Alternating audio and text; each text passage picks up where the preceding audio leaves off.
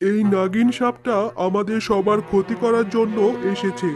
সবাই একে ঘিরে রাখো, আমরা একে কঠোর শাস্তি দিব। তোমরা আমাকে ভুল বুঝছো।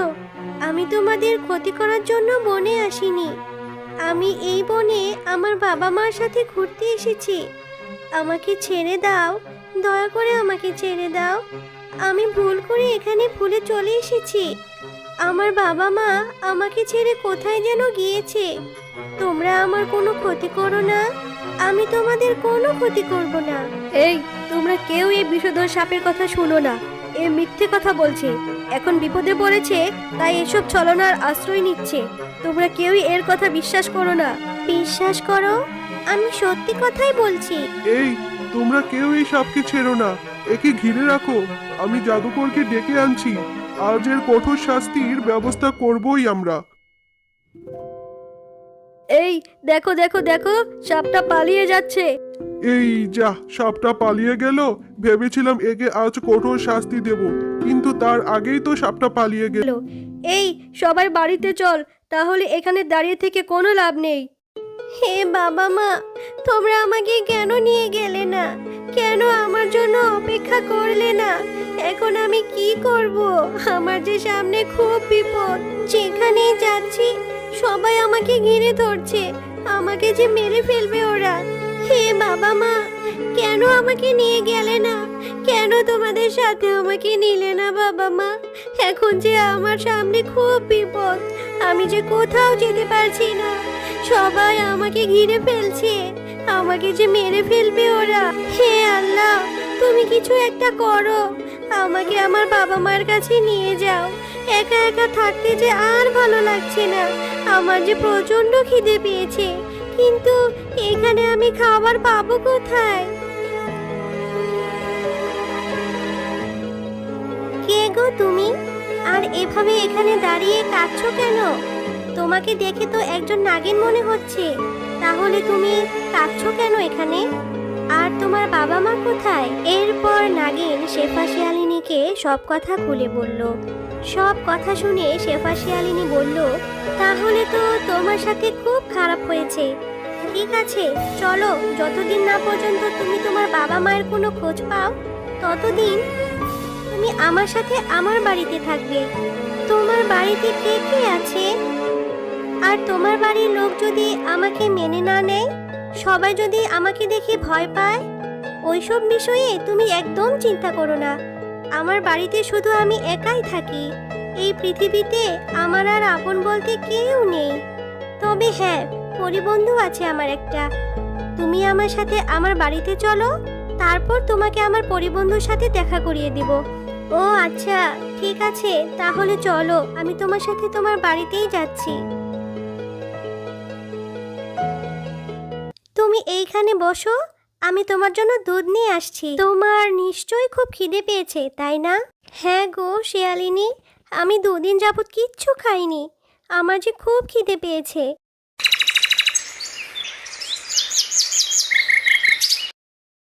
শিয়ালিনী বন্ধু, তুমি তো বলেছিলে তোমার একটা পরিবন্ধু আছে, আর তুমি তার সাথে আমাকে দেখা করাবে, কিন্তু এখানে তো কাউকেই দেখা যাচ্ছে না।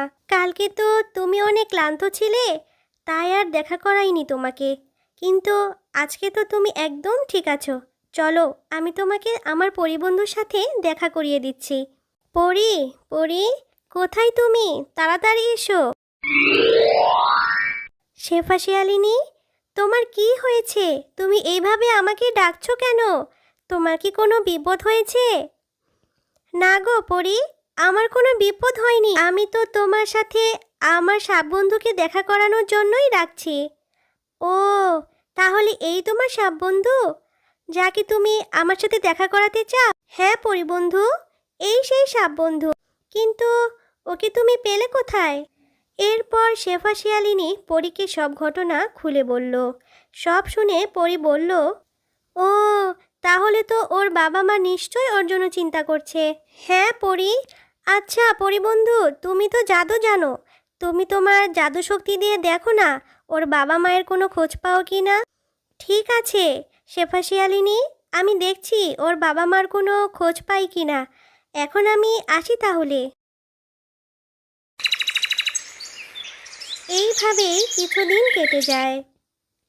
একদিন এক দুষ্টতান্ত্রিক শেফা শিয়ালিনীর বাড়ির সামনে দিয়ে যাচ্ছিল। তখন সে জানালা দিয়ে শেফা শিয়ালিনী আর নাগিনকে কথা বলতে দেখে ফেলে। আজ কতদিন হয়ে গেল, কিন্তু এখনো আমার মা বাবা আমাকে নিতে এলো না। আমার যে নাগরাজ্যে খুব যেতে ইচ্ছে করছে। এইভাবে আর ঘরবন্দি হয়ে থাকতে আমার একদম ভালো লাগছে না। বন্ধু, কেঁদো না। পরি বন্ধু ঠিক তোমার বাবা মাকে খুঁজে বের করবে। আরে, এ তো দেখছি মেঘনা চাইতেই জল। নাগরাজের সব কন্যা দেখি শেফার ঘরে। এবার তো আমি আমার ধনী হওয়ার উপায় পেয়েই গেছি। এই সাপের কাছ থেকে আমি মণি নিয়েই ছাড়বো। এই সুযোগ আর হাতছাড়া করব না। এই শেফা, শেফা, দরজা খুল। আমি মহাবস্য তান্ত্রিক বলছি। দরজা খুল বলছি। বাইরে থেকে মহাবস্য তান্ত্রিকের কথা শুনে নাগিন আর শেফা দুজনেই অবাক হয়। আর শেফা শিয়ালিনী নাগিনকে ফিসফিস করে বলতে থাকে, সাপ বন্ধু, তুমি ঘর থেকে একদম বের হবে না। আমি দেখছি তান্ত্রিককে। পথ ছাড়, তোর ঘরে নাগিন কন্যা আছে। আমি দেখেছি ওকে। আমার ওকে চাই চাই। আমি পথ ছাড়বো না। আমি থাকতে তুমি ওর কোনো ক্ষতি করতে পারবে না। আমি কখনোই তোমাকে এটা করতে দেব না। আমার মুখে মুখে তর্ক? দাঁড়া, তোকে দেখাচ্ছি মজা। এরপর মহাবস্য তান্ত্রিক শেফা শিয়ালিনীর উপর জাদু করে, আর শেফা শিয়ালিনী অজ্ঞান হয়ে মাটিতে পড়ে যায়। আর তখনই সেখানে পরি উপস্থিত হয় আর মহাবস্য তান্ত্রিককে জাদু করে আগুনে পুড়িয়ে ফেলে। শিয়ালিনী বন্ধু, তাকাও, তাকাও বলছি। চোখ খুলো, আমাদেরকে দেখো শিয়ালিনী বন্ধু। পরি বন্ধু তো চোখ খুলছে না। পরি বন্ধু চোখ খুলছে না কেন? ওর কি হয়েছে? তুমি তাড়াতাড়ি কিছু একটা করো না পরি বন্ধু। আমিও বুঝতে পারছি না, আমার জাদু শক্তিও কোনো কাজে আসছে না। দাঁড়াও, আমি পরিমাতাকে স্মরণ করছি। পরি পরিমাতাকে স্মরণ করতে থাকে, আর তখনই উপর থেকে একটা গায়েবী আওয়াজ আসতে থাকে। তোর বান্ধবীকে জাদু শক্তি দিয়ে আঘাত করা হয়েছে, তাই তোর বান্ধবীকে জাদু শক্তি দিয়ে বাঁচানো সম্ভব নয়। তোর বান্ধবীকে বাঁচাতে হলে নদীর জলের আঙুর গাছে আঙুরের ঘ্রাণ শুকাতে হবে, তবেই তোর বান্ধবী সুস্থ হয়ে যাবে। তবে হ্যাঁ, ওই নদীর জল কিন্তু বিষের চেয়েও বিষাক্ত। ওইখানে কোনো পরীও কিংবা পশু পাখি যেতে পারবে না। তাহলে এখন শেফা শিয়ালিনীকে কে বাঁচাবে? কিভাবে বাঁচাবে? আমি তো কিচ্ছু বুঝতে পারছি না পরিমাতা। পরিমাতা, আমি তো পশু পাখি কিংবা পরি নই, আমি তো একটি সাপ। তাহলে কি আমি ওখানে যেতে পারবো? হ্যাঁ নাগিন কন্যা, তুমি ওখানে যেতে পারবে। ঠিক আছে পরিমাতা, তাহলে আমি যাব ওই নদীতে। কিন্তু নাগিন বন্ধু, ওইখানে তো অনেক বিপদ।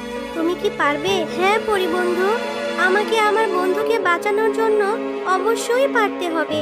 আর আমি তো নাগিন, আর আমার শরীর তো এমনিতেই বিষাক্ত, তাই ওই বিষে আমার কিচ্ছু হবে না।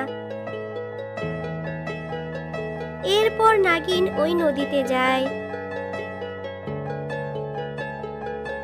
এই তো সেই নদীর জল, আর এই তো সেই আঙুর গাছটাই মনে হচ্ছে।